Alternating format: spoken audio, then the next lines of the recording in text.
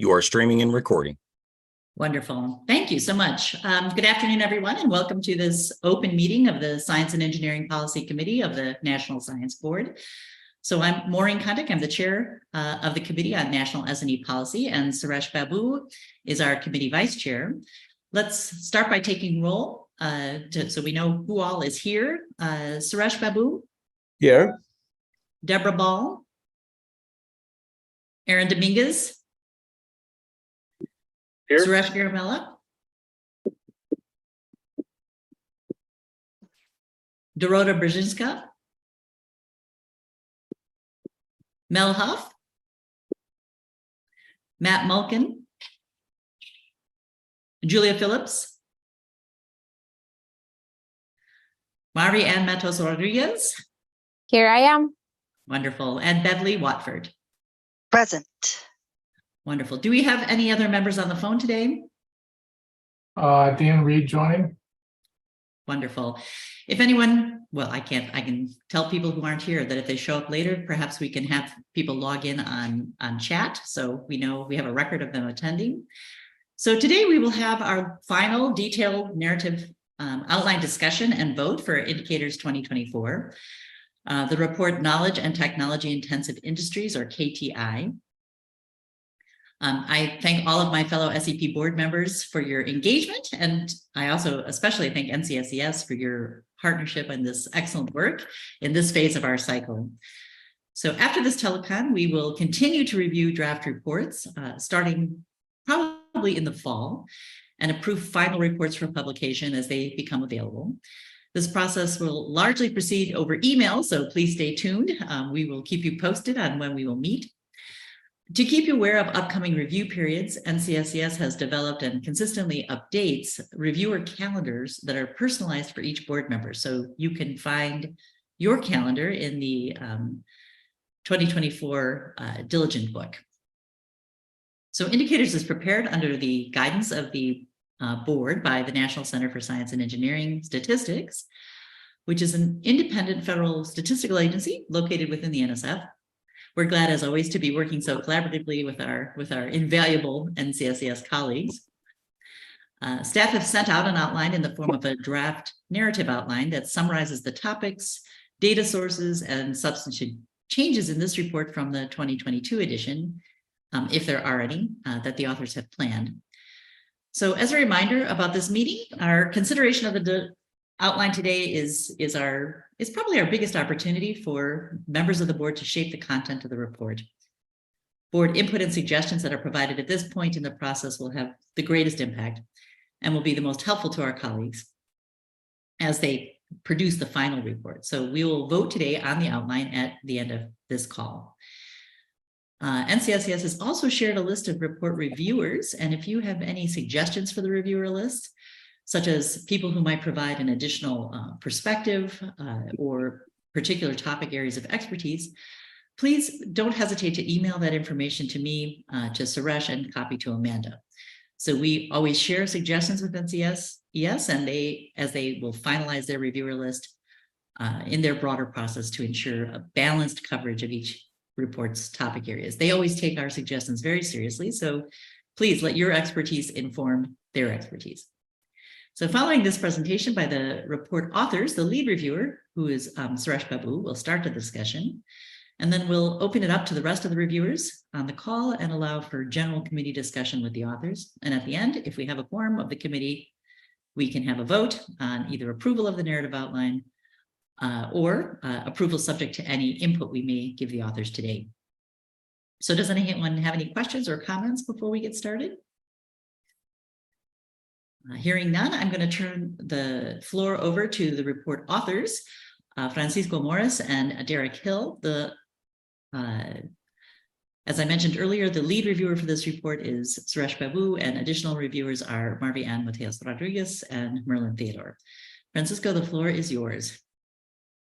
Thank you, Maureen. And Amy is going to share the PowerPoint. Hopefully it's visible to everyone. Francisco, you are a little quiet. Could you maybe turn up your mic a bit? Yes, can you hear me now? Much better. Thank you. All right, well, thank you, everyone. And I'm here with my co-author, Derek Hill. So thank you, Maureen, and everyone. So this report focuses on the geography of production and trade of R&D-intensive industries, otherwise known as knowledge and technology intensive industries or KTI industries. So the main purpose of the report is to analyze trends and the global organization of production, including supply chains across countries and industries. Moving on to some notable changes from the last cycle. So R&D patents and venture capital data on emerging and critical technologies, such as AI, were moved to two federal reports, the ACI report on R&D, which we actually discussed previously, and also the IMB report, the Knowledge, Technology Transfer and Innovation report that also was discussed earlier. And furthermore, the summary report will collate this information related to emerging and critical technologies, as was discussed, I believe, just previous to this report last month. And then, as well, the KTI report will then expand coverage of trading services and also enhance analysis on supply chains. Now, moving on to the main topics, starting with production measured as value added, where value added is defined as gross output minus intermediate costs or intermediate inputs. And we will be looking at US activity and then the US role in the global economy in the KTI industries. And following comments from the DNO already, we also will be updating information on value added by state, that is to say regional domestic distribution as well. Moving on to international trade in goods by industry, we'll be covering trading in merchandise or goods for the manufacturing side of the KTI, and this will include industries such as computers, and then within that semiconductors, for example, and also pharmaceutical industries, and some other industries, along the list of the major industries that aren't intensive. Number 3, moving on to trade in services. This data is not available by industry, but rather by type of service. So we'll be covering services, starting with the US for R&D services and computer and database services and other similar services that are considered to be R&D intensive. And then we will be exploring to expand this analysis to other countries. For example, using data from the OECD or the WTO, World Trade Organization. However, data on services is less widely available across countries by the level of detail that we are interested here, namely R&D intensive activities. But we nevertheless, want to explore expanding those beyond the detailed data that has been traditionally included from the US. Moving on then to supply chains and trading value added. Trading value added essentially decomposes exports by domestic versus foreign content or inputs. So this is one way of piecing into production processes and look at the source, the source of the inputs embedded in the products. So that's essentially what trading value added does.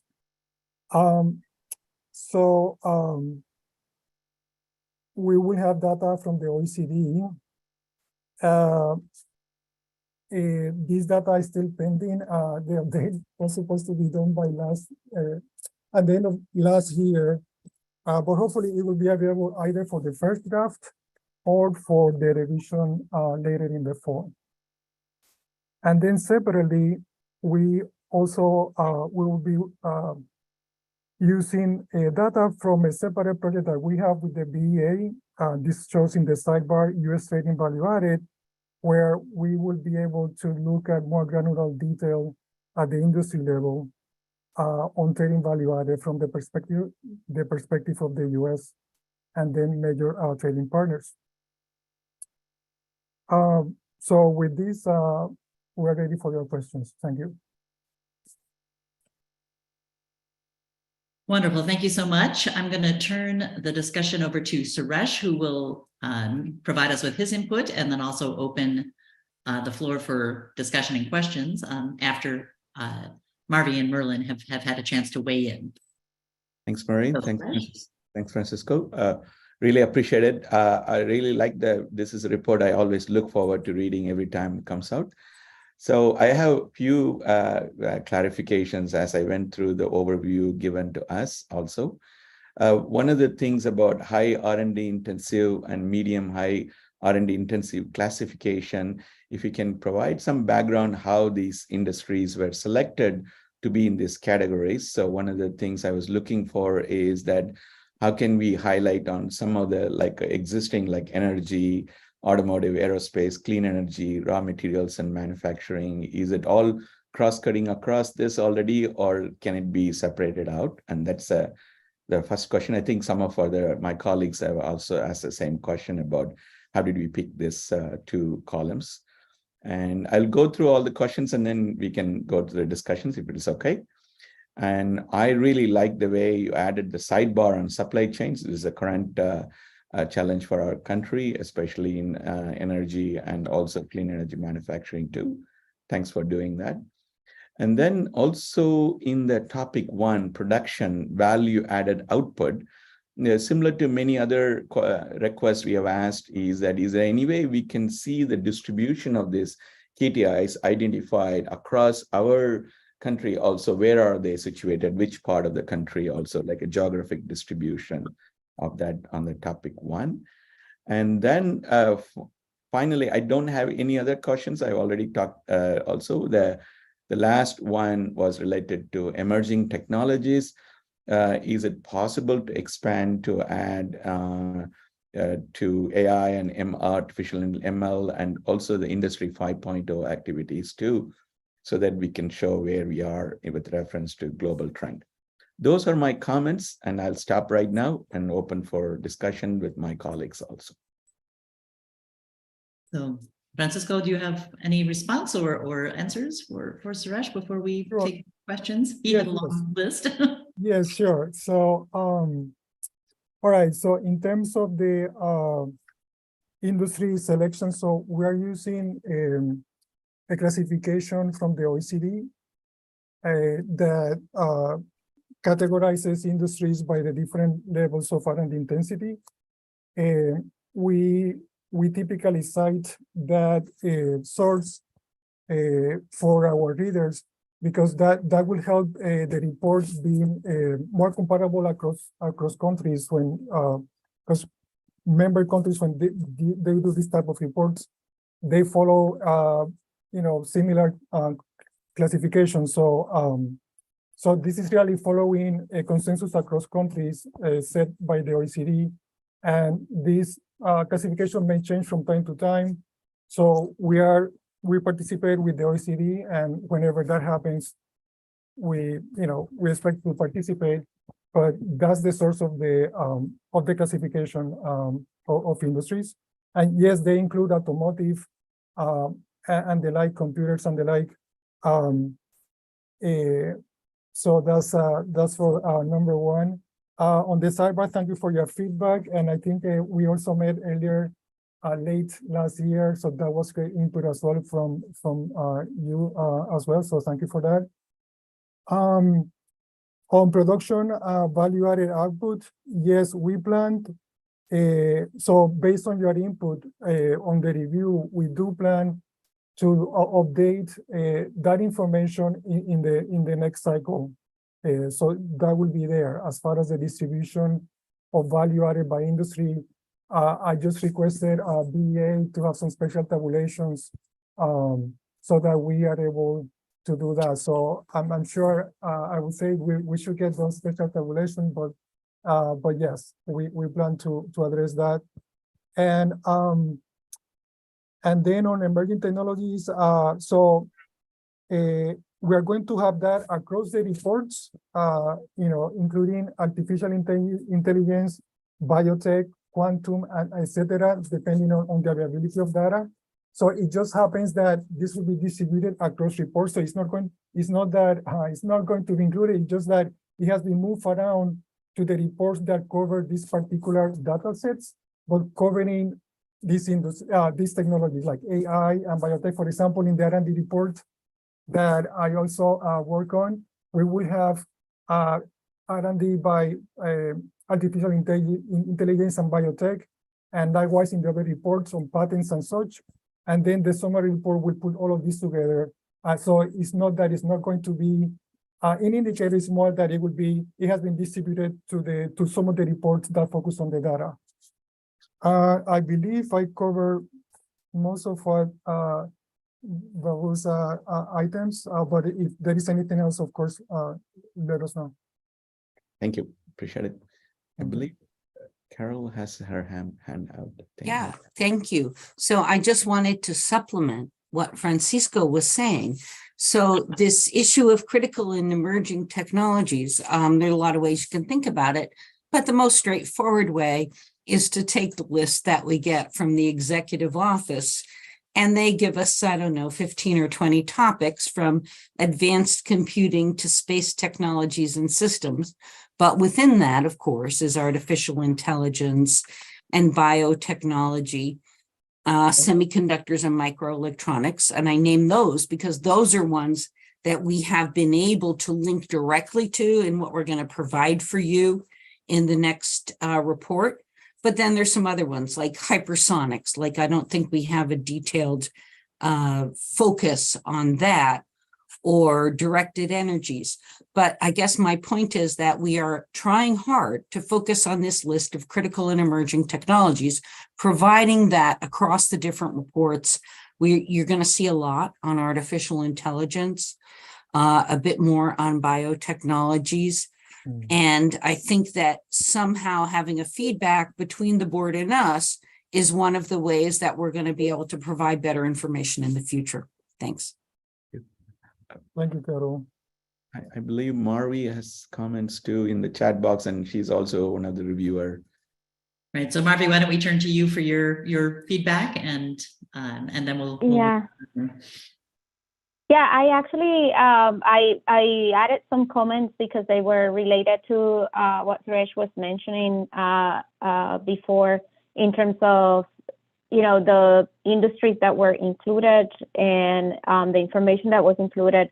And I wonder about the title of the report, if it should have that title, because it's rather generic, right? And so you are expecting kind of like all of those topics to be included.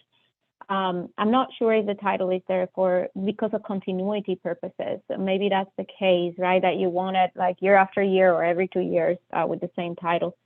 So on this, I actually have another more like before I start kind of like sharing my feedback, process related question. So this outline was shared a while back, right? I don't know if it was shared, I think in April. Yes. And so I provided back my feedback, but I don't believe that there has been a new outline provided, right? Is that correct? So that's correct. I have, okay. I don't know if we have shared this, but I do have a summary of replies across all the board comments. And yes, the DNO will be shared with the updates. So for example, there will be a material updated on value added across US states, and that wasn't there in the April DNO draft, in the preliminary draft. So that will be updated there, and some other clarifications based on the review, that will be revised, DNO shared very quickly, yes. Okay, okay, so just real quick, we had to cancel last minute, and that's why this got extended out so much. Yes, but yes. Normally we wait until after the telecon to take into account everyone's feedback and then share back the revised version. So your your things have already been taken into account. So yeah, and the reason why I asked for that is because I wasn't sure if we are approving the old outline or a new revised outline. If we are going to be voting at the end, you know, what exactly are we approving? You know, it's basically my question. And maybe that's for Maureen and Suresh to, like, you know, think about. I don't know how you want to handle that. Okay, so in regards to the outline, I'll share really quickly. I'll try to be brief. This is going to be fast, so sorry, but I did add a lot of comments on this one. I thought that the outline was very interesting. The topic is really important. And I had the same questions about industry, so I'm not going to go over that. I also, I'm glad that Francisco actually covered the data analytics, machine learning, AI topics, because that's actually one of my comments. Like, why is that like area not covered specifically? So thank you for that. Then one of the comments that I provided in the outline is that in the table that says high intensity R&D, high R&D intensive, and then medium high R&D intensive, it seems like those topics are in different tiers, which, and what I mean by different tiers is different tiers of information, or maybe different tiers of field of information. And so that might be confusing a little bit. It's kind of like comparing apples to oranges, right? A little bit. Then let's see, I have other comments on outputs, and you know, I bet you that you took those comments. Now, specifically on each of the so topic 1, topic 2, topic 3, one of the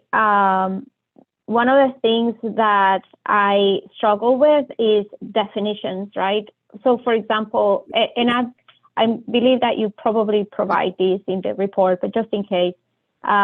So for example, what are considered technologically advanced products, right? Like what's considered under that definition?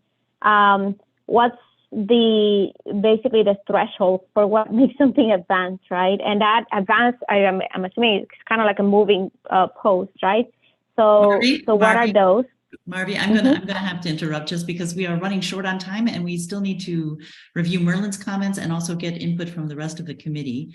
So if you have specific questions that you have not put into your comments or queried in the written critique, this would be a good time to address those. But I think given that you've provided extensive feedback, and it certainly will be taken into consideration, is there anything at this point that you feel you need to add to those comments? No, the only thing that I would add today in regards to data analytics and AI is to address it, if you're not going to cover it in this report, to address it directly in the report, or where would this be covered? That's it.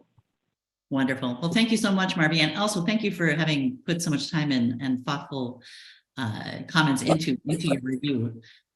So Merlin was unable to join us today, but she sent some comments in advance, and I'll just give a few highlights of points for the record. So she questions, how can the report best utilize patenting data to inform industrial activities, given the variation in publication and patenting across different sectors? She also was concerned as to whether the pandemic revealed any R&D efforts of particular value or interest, such as testing services or information transfer, things that were helpful in the context of the pandemic.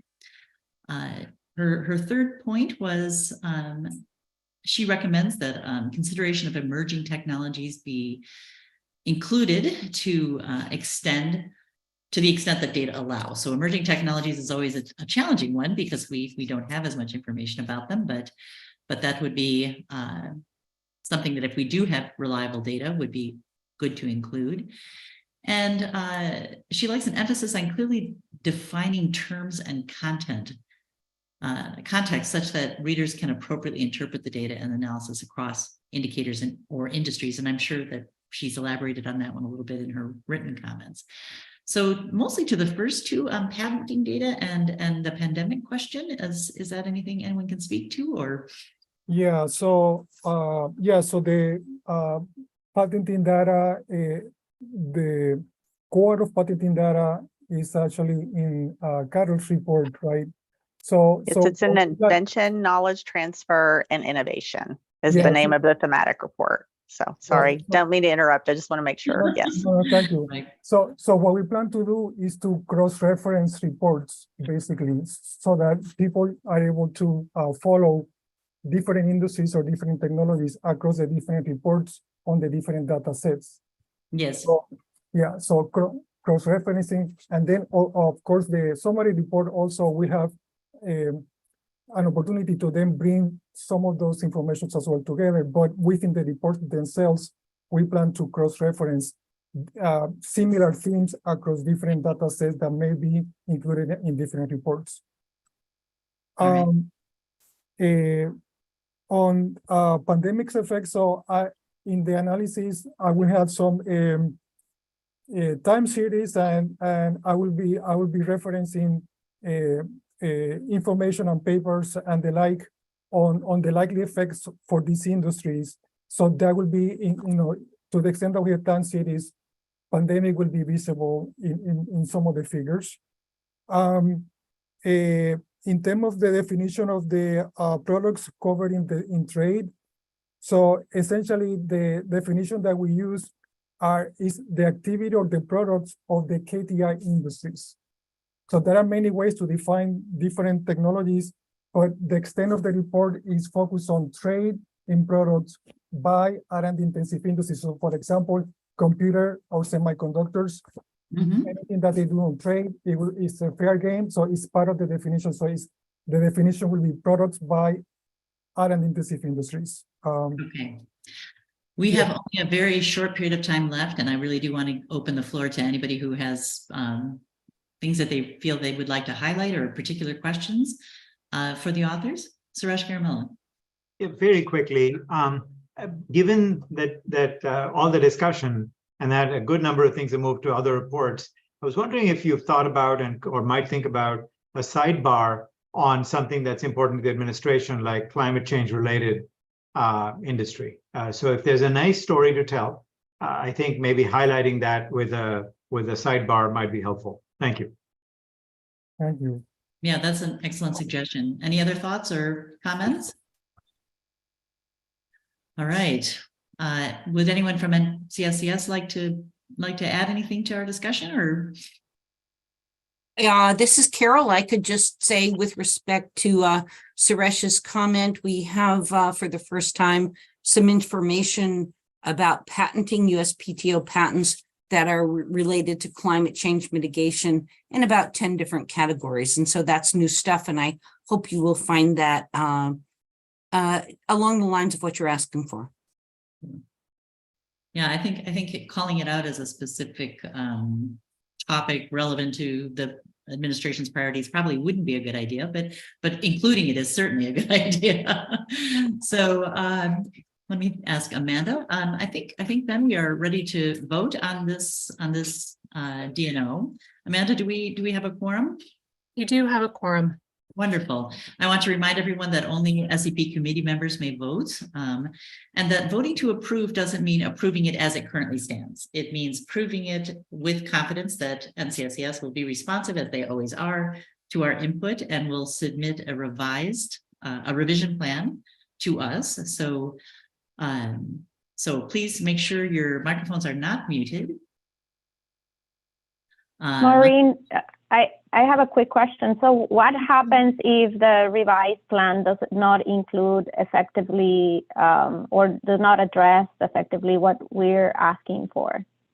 I believe that a vote is premature. I mean, considering that the outline has changed, why are we voting for something that we know has changed?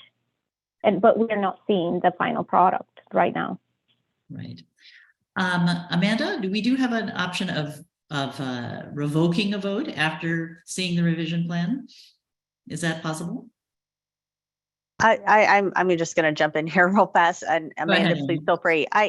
We will work with you to be responsive. We've done this many times, and we have updated several of the DNOs post vote, and I feel like we've been able to collaborate and work collaboratively together.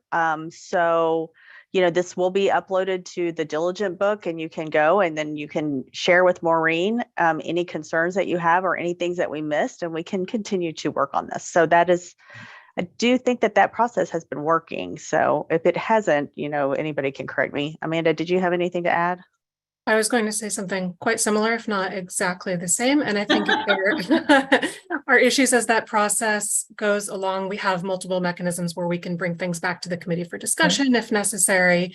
So as a committee member, Marvi, if the revision plan of NCSCS is not sufficient in your view, and they are not responsive to your, you know, requests to address the insufficiencies, then you certainly have a right and should bring it back to us, and we could reconsider the matter at that time. So far, in my knowledge, that has never happened, at least in my tenure. so I have found NCSS to be very, very accommodating and very willing to take our input. So, but I think you do have that right, and you would have a vehicle for doing it should the revisions not be sufficient. And we would value that input from you. I mean, you're bringing a strong perspective and a you know, a unique set of understandings and experience to this process. And so we definitely want to make sure that any concerns you have are addressed. All right, so again, let's make sure everyone's microphone is unmuted. All in favor of approving the narrative outline subject to revisions and in trust that those will happen, please say aye. Aye. Any opposed? Any abstentions? I'll abstain for now. That is a fine option. So thank you so very much. Narrative outline is approved as stands. So thank you again for your participation in the discussion on this DNO today. Based on your input provided during this telecon and also on your written input, the SEI team in NCSS will develop the draft reports, which will be distributed later, as well as a revision plan for this one, and will be reviewed. I think given in light of the time, I am going to adjourn this meeting at 3:33 Eastern time. Thank you so much.